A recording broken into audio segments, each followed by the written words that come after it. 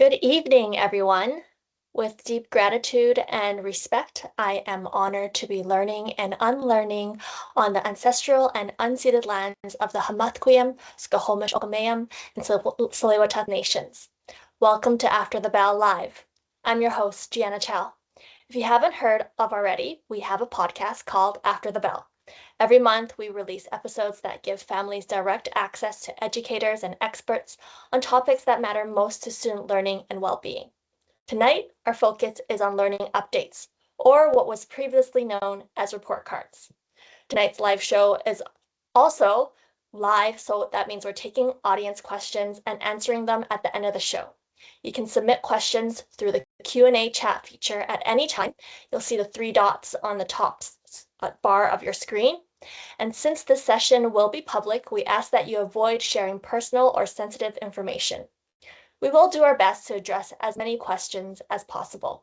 You can vote on questions you too would like to ask. The question with the most votes will be shared at the end during the Q&A period. Some of you may also have submitted questions beforehand. Those will be answered throughout tonight's presentation. Tonight's show will be recorded and publicly available on our podcast channel, After the Bell, which can be found on Spotify, Apple Podcasts, or anywhere you get your podcasts. It can also be found on our district website at vsb.bc.ca. So before we dive in today, let's meet our panelists. Shannon Burton is the Director of Instruction and Learning on the Director of Learning and Instruction.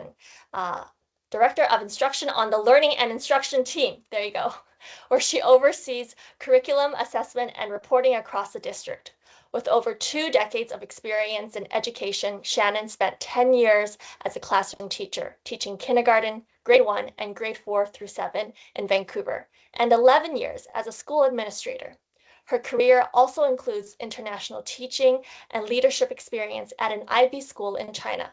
Shannon holds a master's degree in curriculum and pedagogy and is deeply passionate about supporting inclusive and meaningful learning environments in her current role.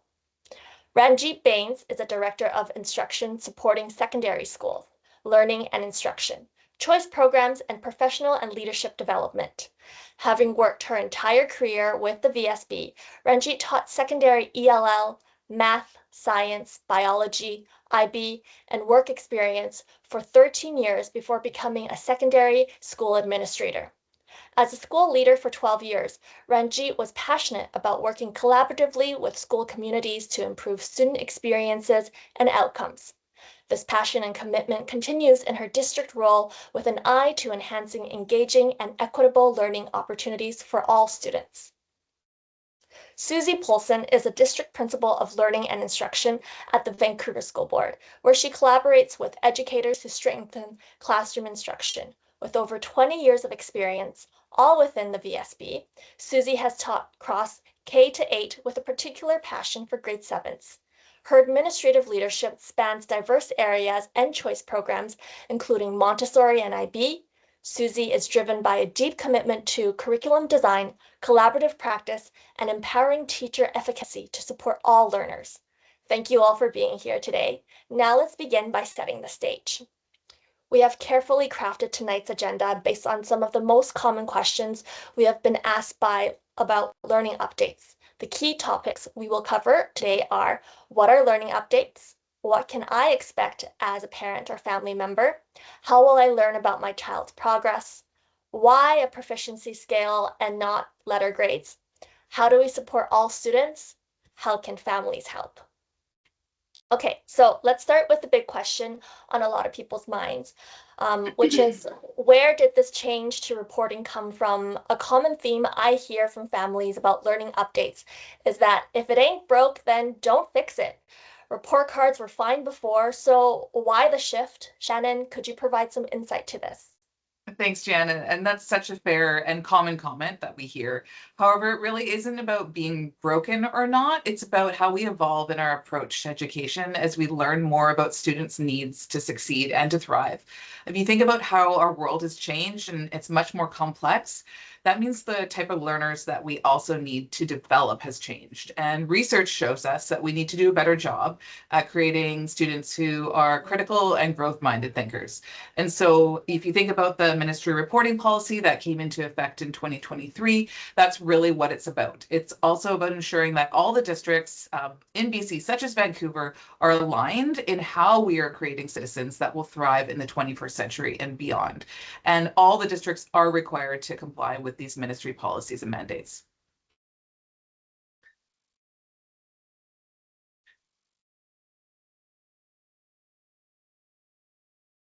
Oh, Shannon, you're muted there.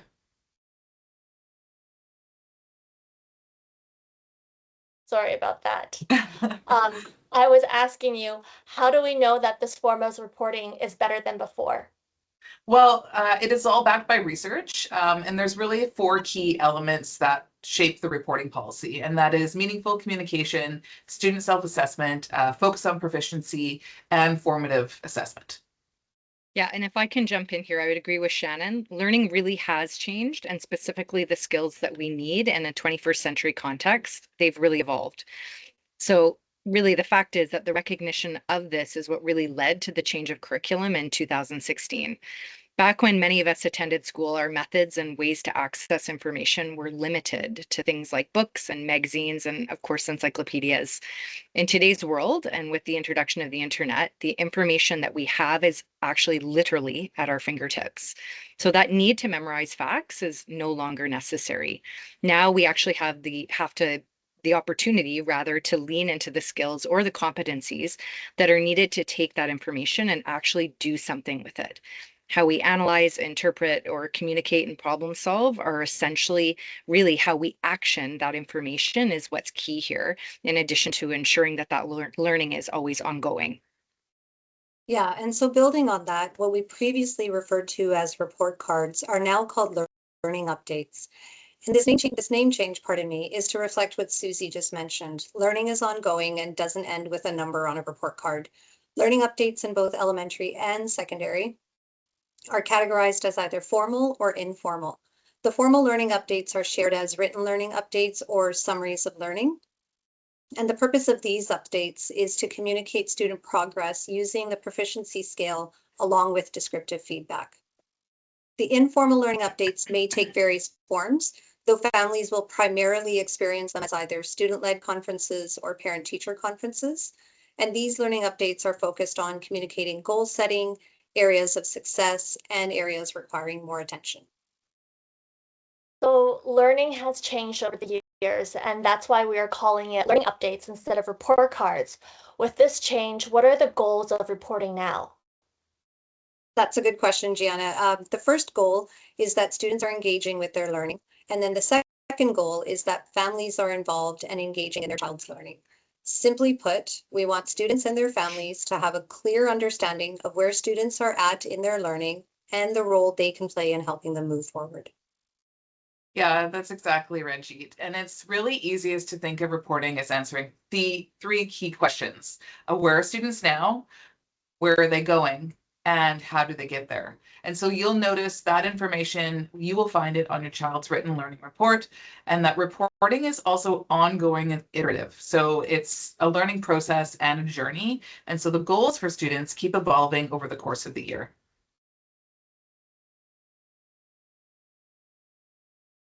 Sorry guys, I'm gonna move over to Suzie. My computer has, the mouse has somehow disappeared, so I can't navigate my screen. So I'm gonna flip it over to Suzie to lead the informal learning updates. Sure.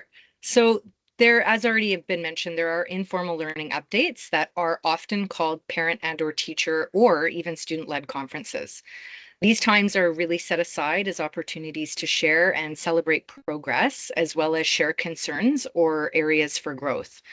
Additionally, these are also opportunities for families to engage with the learning that has happened and to connect really with your child's teacher or teachers in some cases. In terms of parent-teacher conferences, it might be really helpful for you all to know that communication between home and school can take place in a few different ways. It can look different. Teachers can reach out by email. They might reach out via phone call or a Teams call. They can, of course, reach out through written messages by way of the child's agenda, or, of course, in person.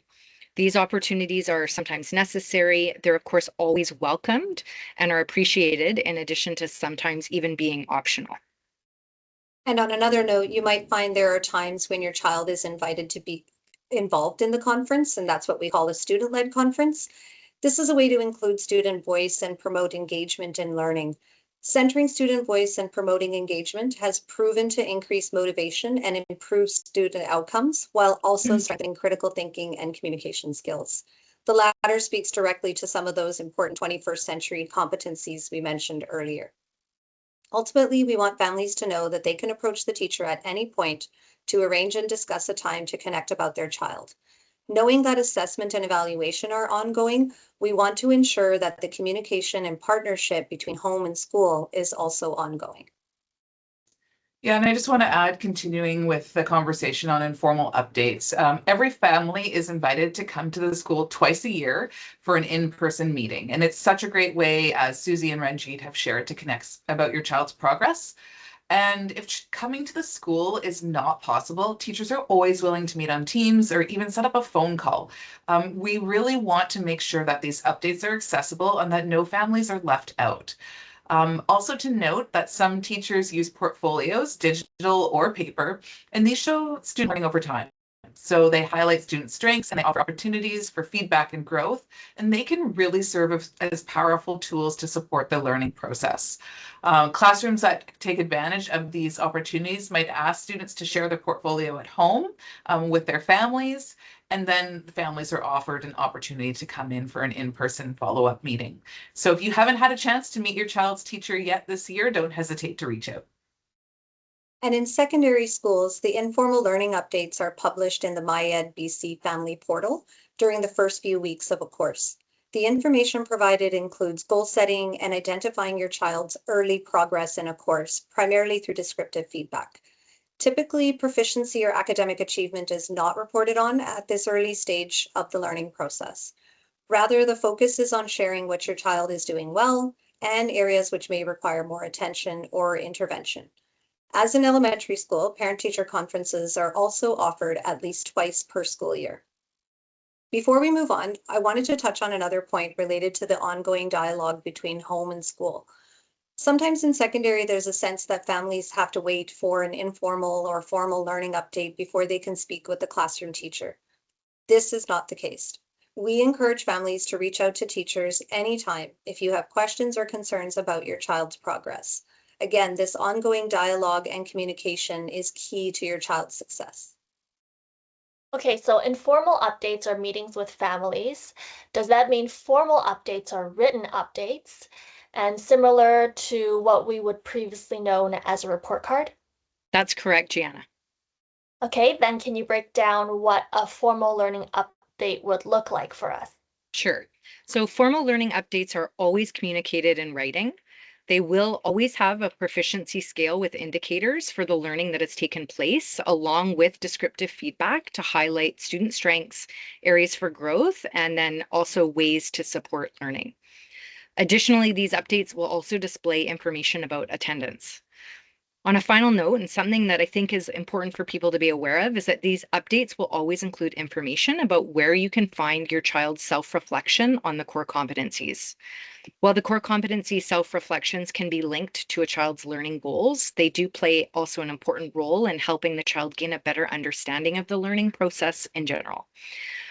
Like I've mentioned above, they also serve to provide another opportunity for students to develop their critical thinking and problem-solving skills, while also further developing metacognition, which is really their ability to think about their own thinking. I think it would be good now to possibly dive into each of these in a little bit more depth. So let's first talk about the proficiency scale. As Suzie mentioned, this is what you will see on your child's written learning update. And we want you to think of it really as a way to show your child is where they are in that learning journey. And there's a few stages. So emerging is where your child is beginning to grasp basics. So that's really sort of like taking first steps in learning something new, and they have an initial understanding. Okay. Developing is where they're starting to get the hang of it, but they might need a little bit more practice or support, and they have a partial understanding.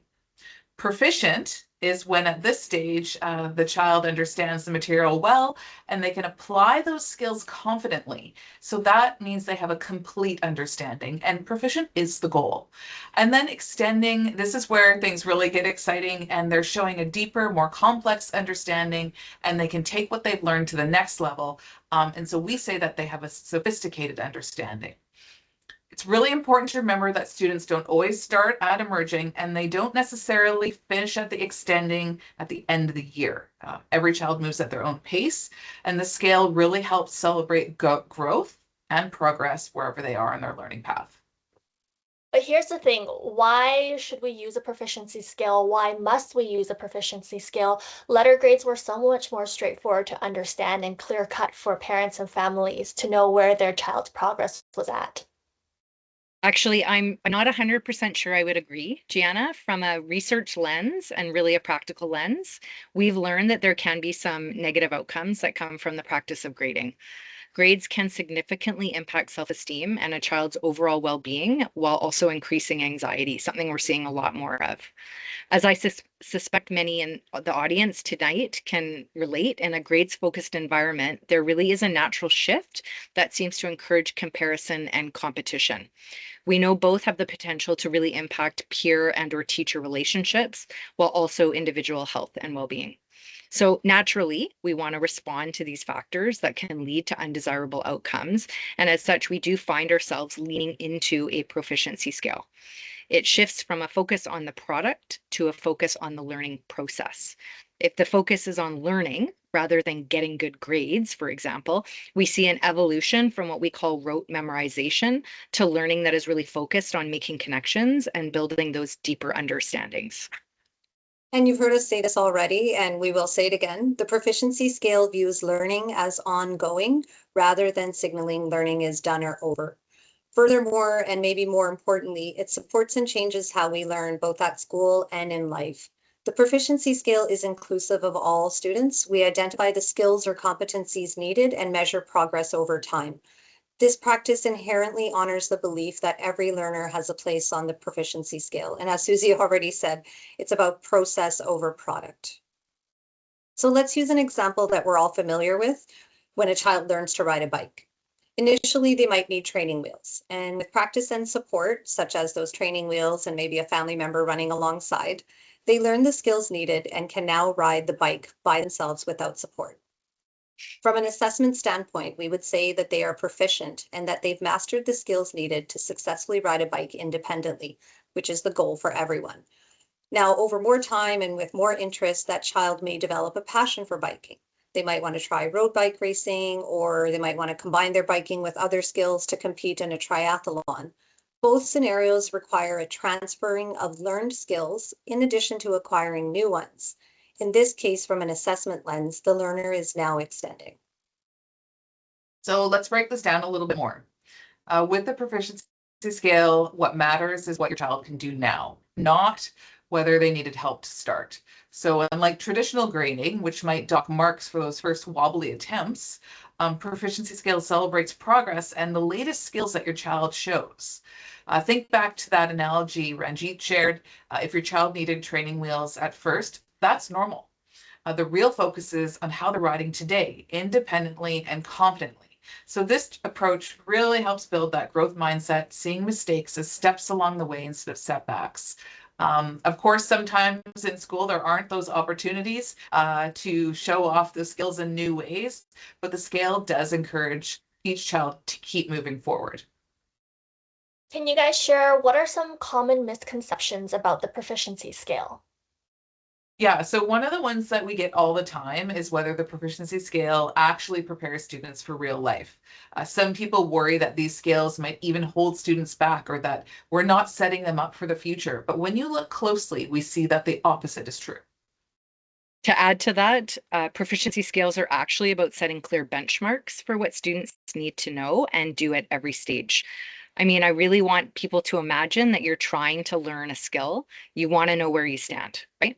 That kind of clarity helps students track their progress and actually spot where they need to grow or go next. It's all about really going back to what Shannon mentioned, that growth mindset, and which we all know honestly, is pretty essential outside of school. Yeah, and it's not just about memorizing information. These skills emphasize those critical thinking and problem-solving skills, the same ones you use every day, whether you're working on a project at your job or figuring out how to fix something at home. The world is complicated, and students need to be ready for that complexity. Yeah, plus the feedback that students get from the proficiency scale is so valuable because instead of just seeing a grade and moving on, they're getting that detailed feedback. And so it shows them where they encountered the obstacle and how they can improve. And really the making mistakes becomes that learning opportunity, not something to fear. And so that adaptability and resiliency, that's really what gets people through tough spots. Exactly. And when teachers use these scales, they can really zero in on the areas where each student needs extra individualized help. It's more personalized, it's definitely more targeted, it's not a one-size-fits-all model. That individual approach makes a difference, especially when you think about the diverse challenges that students will face and will continue to face after school. Let's talk about workplace skills for a second as an example. If you've ever had a work review, chances are your supervisor didn't just hand you a random number. Instead, you received feedback based on specific criteria, what you're doing well, where you could improve. That's the same kind of clarity proficiency skills offer. It's about understanding your strengths and acting on areas for growth. Yeah, and so mastery is another important point. They really focus on moving on to trying to master those concepts, not just cramming for a test and moving on. And so they really try and move at their own pace so knowledge sticks. And that way it will become more useful down the road. And that deep understanding is way more valuable in the long run. So when you actually put all those pieces together, proficiency scales really are about preparing students for the future, helping them develop into educated, well-rounded citizens. It's not really about just school anymore, it's actually about life. Okay, so we've talked about being proficient, but a common question I hear from families is how can students reach extending? A lot of families are interested in getting to that top level. So can you provide some insight to that, Suzie? Yeah, so this is where I get excited. I love to talk about this kind of stuff. So in general, to move from proficient to extending, students are demonstrating their learning with much greater depth and complexity. They can do this by demonstrating their learning in a variety of ways, such as analyzing and interpreting data while applying their thinking beyond the task at hand. So let's look at the grade 6 science curriculum as an example where students are asked to describe and compare different life cycles of different organisms. A proficient student is able to describe in their own words 2 life cycles, such as the frog and the butterfly, and compare them. In this case, when able to do so, they meet all the criteria outlined in the learning standards and are therefore deemed proficient. In the world of extending, a child could introduce a 3rd organism, let's say in this case a sea turtle, and describe, analyze, and communicate the life cycle of the sea turtle in comparison to the frog and the butterflies. They would be able to discover commonalities and or maybe differences in adaptations, or even identify strategies such as the type of camouflage used by each organism to survive in their habitat. So I understand that those examples might not be clear for everybody. And so for those of you who really crave a more concrete example, I wanted you to consider a grade 2 math class where students are solving single step addition and subtraction problems. And the question might be, if there are 15 apples and 10 oranges, how many pieces of fruit are there in total? The proficient child will be able to show that 15 plus 10 equals 25. However, the extending child will be able to move beyond solving a single step problem and apply that skill in a real world, or what we call a more complex situation. For this example, I now want you to imagine that you have 20 apples. You give 8 to your friend, and then you buy 5 more. So how many apples do you have now? Recognizing that there are 2 operations and actually really steps that are required to solve this problem successfully. 20 minus 8 equaling 12, and then 12 plus 5 resulting in 17 apples. The really cool part comes in when the skill is demonstrated in a real world situation. where a teacher might set up a classroom fruit stand where students use money to buy items. A proficient student might be able to calculate the cost of 2 pieces of fruit, while an extending student would be able to calculate the total cost of multiple pieces of fruit, figure out how much change they would receive back after purchasing, or they might even be able to create their own transaction with a specific fruit budget in mind. In all of these examples, you can see that that shift in thinking has really evolved into a skill that has required more sophisticated thought. Those are great examples, Suzie. I had to think about the math one there for a second. So students also may be applying their learning to other curricular areas to show extending. So for example, a student incorporates math concepts into their artwork. They could be exploring more complex learning standards, for example, moving from a basic pattern that's repetitive to discovering complex patterns in nature that describe twists or branch or spirals, things that are called fractals. They could also be connecting their learning with local or global community events and organizations. A student who's learning about the environment might take on environmental activism in their community to choose to support the learning of others beyond their classroom space. We sometimes hear concerns about extending not being given. And I really do want to highlight that not every assignment has the opportunity to extend. In fact, not all assignments or assessments are designed even to provide an opportunity to extend. So a good example is a math test. If a student gets all the answers correct on a math test, let's say they're doing the learning standard of fractions, they're proficient because they've met the learning standards for that test. And there's not an opportunity to extend for that example.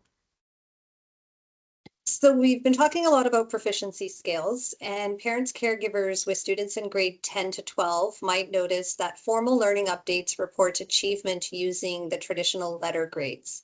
And the reason for this is to ensure BC students are supported in the transition to post-secondary using the same standard system as students from other areas. It is important to note that for classroom assessments, student learning and progress is still competency and proficiency based in all grades. Now, I know that there are probably a few questions from families viewing this right now, wondering why the transition to post-secondary, and I see the questions. We'll address them at the end of this presentation. But first, I want to dive into another component of learning updates that you mentioned a bit earlier in the evening, descriptive feedback. What type of feedback should families expect to see on their learning update? Because there isn't rubrics that parents are privy to. Yeah, thanks, Jana. So descriptive feedback is a term you might have heard, and you've seen reading the comments on your child's written learning updates. So really, what does that mean? It translates to strengths, so what your child can do well, areas for growth, what they need to work on, and how to support these areas for growth. So really what the school is doing to support them, and sometimes suggestions for how you can support that at home as well. But they get feedback all year long in a descriptive way. It shows up in projects, presentations, plays, everyday classroom experiences. And really, it's the simple comments or even just short conversations that are connected to what they're learning. And it really goes back to those 3 key questions at the beginning. Where are they now? Where are they going? And how are they going to get there? Yeah, exactly. Like what matters most about the feedback is the quality, not how long it is. Just because a learning update is short doesn't mean your child isn't doing well. In fact, research shows that good feedback from teachers is one of the best ways to help students grow and succeed in school. So we do want to just share a little bit about the timeline you can be expecting. This is the elementary timeline for this year. We've already had the first informal learning update window, so you should have had an opportunity to meet with the teacher once. You can expect a written learning update on December 16th, so before the winter break, and then again on March 10th, and that's actually before spring break. And then another informal learning update later in spring, and then finally a summary of learning, which is the last written report at the end of the year. And in secondary, it works a little bit differently. For each course that your child is registered in, families will receive a minimum of one informal learning update and one written learning update, as well as a summary of learning at the end of the course. And the timing of these learning updates will depend on whether the course is a semester or linear course. For example, for semester 1 courses, you will have already received an informal learning update and will receive a written learning update by the end of this week. Switching gears a little bit, with all this talk, I think some folks may be wondering about children with disabilities or diverse abilities. And as we highlighted earlier, our ultimate goal is to create success for all students. We know that every student is unique and learns in their own way, which is why teachers work hard to make sure that each student can contribute and can participate and contribute in all aspects of school life. Diverse and inclusive classrooms ensure that each child is welcomed and supported in their learning, no matter their abilities. So whether in secondary or elementary, students with disabilities or diverse abilities will be working towards the goals of their individualized education plan or IEP. And so another question you're probably wondering is, how can you be involved? How can you support your child's learning? And really the best way is to just get involved with what your child is doing at school, asking them questions, seeing what they bring home in their backpack or their online portfolio, engaging with that. Ask them what's interesting. And really you can even come back to those 3 key questions, like where are they now? What do they need to work on? How do they think they're going to get there? Even with something like math, right, that you may not be sure about. Asking questions and learning together, and then making it a challenge for both of you. If your child does have an online portfolio, really exploring that and talking through what's there. And through both of these pieces, really just remembering that it's a journey and keeping that conversation open and ongoing, and just encouraging curiosity, right? Celebrating progress and really showing your child that learning can happen together with the family. And then the other piece is, if you do have questions, reach out to your child's classroom teacher. And the school-based administrator is also helpful once you connected with the classroom teacher. Thank you, Suzie, Shannon, and Ranjit, for your great insights. I know it's great to hear from an educator directly, especially those who have done report cards or those who have done learning updates. If you'd like more information on learning updates, my colleague Marianne will share some resources from the Ministry of Education and Childcare in the chat feature. Now, with the remaining time, let's turn to some of your questions. I have some pre-submitted questions, and also we've been reviewing the live questions submitted through the Q&A chat feature.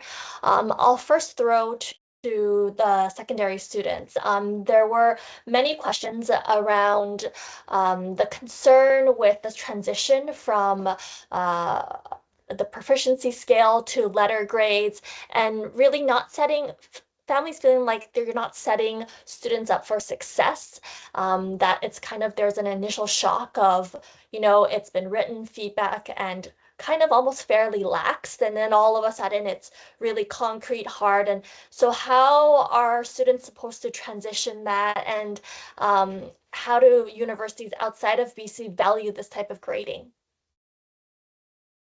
So I can start and welcome Shannon and Suzie to jump in. I think, again, I want to lean on what we said earlier about the proficiency scales. And I actually wouldn't say they're relaxed at all. I think they're a lot more robust in terms of detailing what the learning standards and the competencies are, and provide way more information than you got 9 out of 10. So I think that that's something that's important, and I actually feel that prepares students better for those critical thinking and problem solving and transference of knowledge to novel situations than I got a 9 out of 10. And again, like I said earlier in the presentation as well, for grades 10 to 12, we do use the traditional letter grades, and so that is recognized, of course, all across Canada and the US. Yeah, and I think just building on that, it's that growth mindset that this proficiency scale focuses on, right? And that's not something that usually once you have a growth mindset, you just get rid of, right? You're going to hopefully, our hope is to be developing students and citizens that carry that on and contribute to the world with that. And just to note too, we follow and align with the Ministry of Education. And so whether or not that is a proficiency scale or grades, we work very closely with them and follow their guidance. Okay, but there were still some concerns around the consistency from class to class, and how they mark students. And I guess this might be a concern overall from like proficiency or grade level. There is sort of some subjectivity for the teacher, and we rely on that because they are the experts in education. But the question is, why did we get rid of the standardized tests? Like the provincial exams, and parents feel like it doesn't create an even playing field for all students. Well, I'll start for this one. I'm always curious when we talk about that idea of subjectivity around buckets when we talk about grading. So whether we're working in a system of proficiency scales or we're working in a system around grades or traditional grading, that subjectivity is always going to play a role. We're all human. Educators are humans, just like everybody else. And so we are never going to live in an environment where it is free of subjectivity. What the literature shows us is that the fewer buckets per se that we have to work with, the actual higher level of validity is results. So when we move from a scale of A, B, C, D, and so on to a system of 4, emerging, developing, proficient, and extending, we actually are raising the validity and actually decreasing the subjectivity that we are seeking to try to create the consistency from classroom to classroom and grade to grade. In terms of the provincial assessments still exist. We have FSAs, provincial FSAs in grade 4 and grade 7, and we also have literacy and numeracy assessments that happen in grade 10. And I want to add to that too, if I can. The ministry has done a lot of work on learning pathways recently in the past few years that are now available to online, and we can share that link as well. And those really articulate the literacy and numeracy skills over the years in a very detailed way now. So there's been a lot of work done. Educators are working with these within their class and in collaborative groups in schools. You're seeing more and more educators work together on calibrating and establishing proficiency if they're doing group projects. And the last thing I want to say is you're seeing a lot of co-development of rubrics in classes with the children so that they're talking about a science project. And part of the beginning of that is actually articulating, what's an emerging, what's an developing, what does proficient look like, what's the goal, and what's extending. So those conversations really happening in the classroom so the child knows where they are and where they need to go. So as we're kind of trying to navigate a proficiency scale as we grew up with report cards and letter grades, can one assume that a traditional A would be equivalent to extending? Not necessarily. Who wants to talk about this one? Suzie. We're all shaking our head no. Yeah.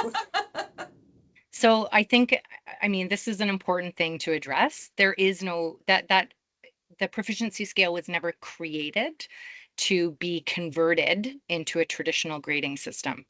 And there's lots of reasons behind that, but I think the one that's the most important is that when we talk about a traditional grade, it actually signifies like assessment on a single event, on a product. And the beauty of the proficiency scale is that it actually focuses on the skills and the ongoing nature, the ongoing evolution of the skill based on those 4 proficiency indicators. So there is no necessary, like no equivalent when we look across the two, because the nature of learning is that in our 21st century world where we're focusing on skills, it does need to be consistently evolving. When you get an A, as an example, back in the traditional system, you got the A and that was it.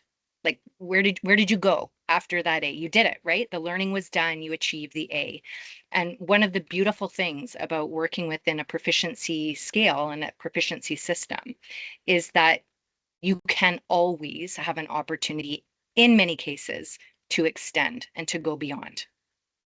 And just to go back to the example that I shared earlier, right? If you have a test on fractions and it's out of 10 and you got 10, we used to be 10 out of 10, 100%, that's an A, but actually that's not, because those are all the learning standards and that's the goal. And so they have a complete understanding. And so that would be proficient. So, like that's a good example to illustrate that. Also, I think for me as a parent, what resonated when Suzie explained this to me was that the letter grades were kind of, like you mentioned, a full stop. And the proficiency scale, it is more of a journey of you're getting to understanding the concept and applying it to the real life, real world situation. So if you think of letter grades as a stop and the proficiency scale as a bus ride to where you want to get, which is adulthood, and that could either look like post-secondary or to trades or to something else that you want to do, but it's entering into adulthood. There's still a lot of concern around the proficiency scale and that, like, the abstractness of it all. So where can families find some resources that talk about the rubrics and how teachers are essentially grading the students or evaluating the students? There's a great ministry resource called Unpacking the Proficiency Scale, which I would encourage families to look at. It's 2 pages, very easy to understand, summarizes some of the information that we shared. But the first place to go is your child, right? The conversations about what's happening in class, what the teacher and the class have maybe developed for that project, what proficient is. And so, there's not an online source for like all the proficiency scales, but there's a lot of work being done, right? Even across our Coast Metro districts on creating proficiency for, say, socials and science at some various grades that then educators can use. So it's a work in progress in many areas. Can you guys also talk about STEM or STEAM learning and how that's incorporated into the curriculum? How can the early grades achieve reading, math, and critical thinking as part of the current curriculum? I mean, that's in ADST, so Applied Design Skills Technologies, which is a part of the curriculum, and has some amazing learning standards that help with the STEAM or STEM, whichever way you want to look at it, areas. Obviously different for different grade levels. But schools are required to teach that, and it looks different in different classes in different schools. Some schools have maker spaces, moving tech labs, and I know high school also there's very different opportunities for STEM. Yeah, I think like the ADST courses do continue in secondary school, but something that I saw quite a lot of as both a teacher and as an administrator was some cross-curricular projects that teachers would engage in to provide those opportunities. And if I think back to some of the concerns about the proficiency based and the scale and those pieces, I actually feel like it does open it up a bit more to those kinds of opportunities, because you have a little bit more flexibility in what the learning standards could be for courses, and having that kind of multidisciplinary or cross-curricular approach it's actually more flexibility is offered in our proficiency scale system to allow that to happen. And of course, individual projects, science fairs, things like that are also happening across our district that provide those opportunities as well. And I know this isn't a curriculum podcast, but if you look at the curriculum, right, and dig into the competency part of the curriculum, we in BC are far ahead of many parts of the world in how we're trying to develop critical, growth-minded thinkers with communication and personal communication and thinking embedded in directly in the curriculum. I have some more operational questions specific to VSB and how we deliver the learning updates. So one is about MyEd. So why does VSB distribute learning updates through MyEd? And maybe you can explain what MyEd is for those who haven't experienced it yet. The comment was, it's really hard to navigate. Can we just get emailed our child's learning update instead? Yeah, so the MyEd Family Portal, I think, is mainly for secondary, and it is our student information system. It's the one that teachers use to record the proficiency scale and letter grades for 10 to 12. And so that is the platform that we use to communicate student learning. It can be difficult to navigate at times, but if there are pieces that, like if you're having trouble with passwords or navigation, I would recommend that parents and caregivers reach out to their school administration, and the school office staff can be really helpful with that piece as well. And what if you lost your credentials to access MyEd? Who can they contact? Contact the school office. Okay. Sorry, go ahead, Suzie. Sorry, Gianna. I was just going to say, Ranjit mentioned, but I just want to be really clear. We in elementary do not use MyEd to distribute report cards. And so we're really excited because this year in particular, we piloted a new reporting platform last year in elementary. And this year we are now starting full implementation of training for something called Spaces EDU. I'm sure we probably have families and caregivers in the audience that are already familiar with getting some having some interaction with Spaces. And so that is hopefully a platform that, we're eager to get some feedback on as well, but that we think is going to make this process a little bit easier from an elementary lens, while also being a whole bunch kinder to the environment in terms of emailing reports home, or learning updates home rather.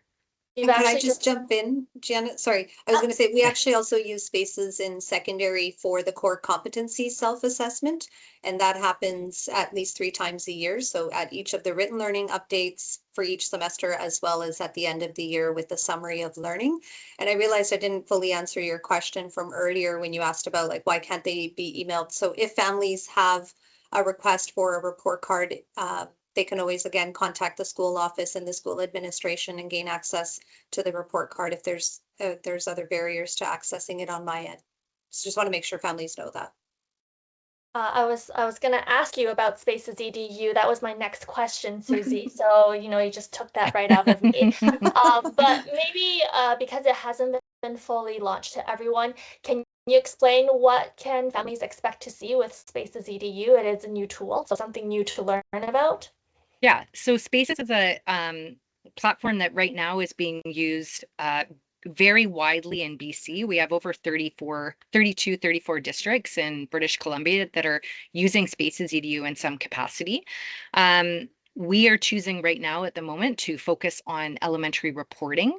And so while we do have a number, Shannon spoke already in the earlier portion of the podcast about portfolios and digital portfolios. And so Spaces does have a digital portfolio option. I'm confident that we have people in the audience today too who have children that are very familiar with the digital portfolio aspect of Spaces. But from a reporting and assessment lens, Spaces, it's not, in terms of the reporting pieces, it's very similar to what parents have already received. Parents and caregivers are already receiving. Requirements, of course, don't change in terms of the information and how the information is relayed. But what is actually really neat about Spaces is that it does have the ability for teachers to link examples of the learning to the digital portfolio aspect. And so While we're not quite there yet in our training, there are teachers that are doing that quite effectively and meaningfully, but there provides us a number of different ways for families to be able to engage and actually have a glimpse into the classroom in a different way so that they can support and become more of that conversation around assessment.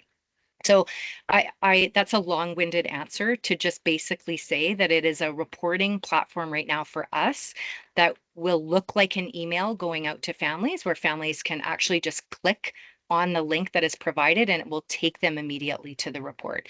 I think it's also important to also highlight something that Ranjit said, that when there is a need for a family member or a caregiver to receive that final learning update, a hard copy of it, that's also accessible via the school. So they can always reach out to the classroom teacher, or they can reach out to the office and say, hey, I'm actually requiring a hard copy if you wouldn't mind. And if your child is not on it this year, we will be finishing our implementation next year. And I just want to reiterate, anytime a family member has any question about their child, reach out to your classroom teacher. A meeting can be set up. It doesn't have to be during the informal learning updates or the written learning updates. All teachers are here and willing to support students as best as possible. We received an interesting question about extending. So the examples that we've provided, this person has said that it's based on the child proactively seeking these opportunities. So if the child isn't proactively doing that, how can they demonstrate that they're at the extending side of the scale? Am I taking this one? You go, Suzie. You start, and then we'll add. Yeah, I'll start. We'll jump in. The reality is not every student needs to or wants to extend right now. Mm-hmm. And so I think it's really important that we also consider that piece. You might have a child in grade, I'm going to give a personal example. My daughter, who's now currently in secondary school, she was very content and very happy in school and did very well, and completed things the way that they were asked to be completed. But something clicked and changed for her when she got into secondary and found a love, for example, of the sciences. And her initiative, her motivation, and her desire to want to extend her own learning has gone into hyperdrive. So I say this just to highlight that I think that we have to also honor kids, the learner, on their own timeline. Now, I don't mean to suggest that some kids don't also benefit from a little bit of a nudge or a little bit of a push. I could give 100 examples of my son needing a push and a nudge. But I think that is all part of the curriculum design piece too, in that we also provide opportunities to help guide students to understand how they can go down a path to extend their own learning. There are lots of opportunities and actually occasions where students do self-initiate, and they actually blow us out of the water, where we can't believe how they've gone to extend and where they've gone actually to extend. But then there are also opportunities where we will provide some guidance to help students uncover the pathway. Yeah, and I think really just like the way that many teachers design their classrooms, right, is in a UDL, or Universal Design for Learning, where there are opportunities and examples and support to go further, right? And then, as Suzie said, there's where the child is and support for them, and if they need to, have a little bit more help with their reading, right, or whatever that is. And so providing things at all ends of the spectrum so that we're honoring the child and where they are in their learning process, so that they actually are enjoying learning, right? Because ultimately we want kids to come to school and be engaged. I have a question that I think is a little bit challenging, but it's a good question to ask and for everyone to hear because I'm also curious about the answer for this. So we talked about traditional grading system that it causes stress and anxiety and conflicts with teachers.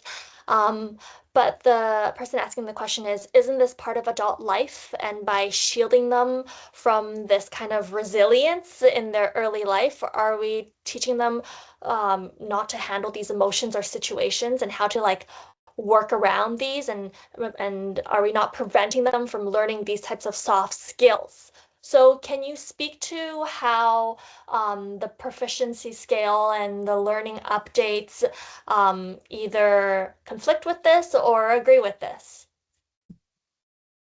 So I disagree like yeah, with that because I would actually say that there's no shielding from anxiety or stress because again there's so much depth and substance to the proficiency scale method of learning and kids like if you think back to the bike example, right? Like kids are going to stumble and they're going to fall and it's all about having that encouragement to get up and try again because you can see, okay, well, maybe I'm just at developing right now, but I could try again and I might get to that proficient. Whereas, and again, the research will show and has said, and maybe Suzie will expand on this, is that when you see that number and you see that 4 out of 10, it's like a closed door, right? It seems like, oh, that's it. I got a 4 out of 10. Okay, that's it. Whereas, and so yeah, like I guess I'm not articulating myself very well because I've more that I want to say, but I know Suzie has some good examples as well. But yeah, I don't think we're shielding kids from anxiety or stress. That's part of life and that learning process. And I go back to thinking about that growth mindset piece, right? We're trying to develop a growth mindset, not one and done learning. And you're I, not getting a 4 out of 10 on your like performance appraisal at work. You're usually getting a proficiency scale. So what you guys are saying is, from what I'm understanding, is like a 4 out of 10 is sometimes it's hard on the confidence, and we're trying to build a confident student because we know then they want to be lifelong learners, and that is part of the goal is to continue to learn. As adults, we know we're always learning, but when we're kids, a lot of times we think we know all the answers. So a proficiency scale is really encouraging and supporting that mindset when you talk about that growth mindset, the mindset to continuously improve yourself. With the yeah, feedback. I'm gonna jump in, and that was exactly what I was. I'm dying. I'm moving in my seat here. I'm like, I gotta say I something. can see that. If you go with the logic that that it isn't they don't students don't have the opportunity to build those soft skills or become resilient and move past that stress and anxiety piece, then the suggestion would be that kids from K to 9 don't feel any stress and anxiety because there are no grades. And we just simply know that that's not true. The stress and anxiety that we see at K to 9 in very much the same way that we see it in 10 to 12. So that's one piece that I would just put out there for people to really think about. We build resiliency and the desire to persevere in many different ways. And I would actually argue that we do that in way more meaningful and sustainable ways outside of a grading system. I would also say that a 4 out of 10 actually creates more anxiety. An A or a B or a C plus or whatever those markers are actually creates more anxiety and stress because it simply doesn't tell you anything. It doesn't tell you, it leads the learner to be questioning themselves and going, well, like, why? How many times have you, or I know myself growing up in school where I received a grade and was like, why? I thought I aced it. I thought I did amazing on that. You poured your heart and your soul into an essay and you get it back and you only get a B. And the stress and anxiety that caused me, in addition actually to losing the trust of the teacher that I was really trying to work hard for and honestly impress, didn't help and serve me well. And so that is the beauty of feedback. That is the beauty of a proficiency scale. And the reality is that will decrease stress and anxiety, encouraging students to be perseverant and resilient and work towards, well, try to extend beyond. Thank you so much. I'm trying to end us on time right at 7 o'clock, so I will wrap up our session for tonight. Thank you to our panelists for sharing their expertise, and to all of you for joining us tonight. If you missed anything or want to revisit this discussion, the session will be available online on our website, govsb.ca/afterthebell, or like I said earlier, on Spotify, Apple Podcasts. Follow us on social media at VSB39 to stay tuned for details about our next podcast episode. And for our December episode, we will be discussing all things related to VSB careers programs. I know it was quite insightful for me to learn. I learned a lot. Given someone who has a post-secondary background, there are other pathways that I wish I would have learned about earlier. We look forward to seeing you again soon. Have a great evening, everyone. Thank you. Thank you.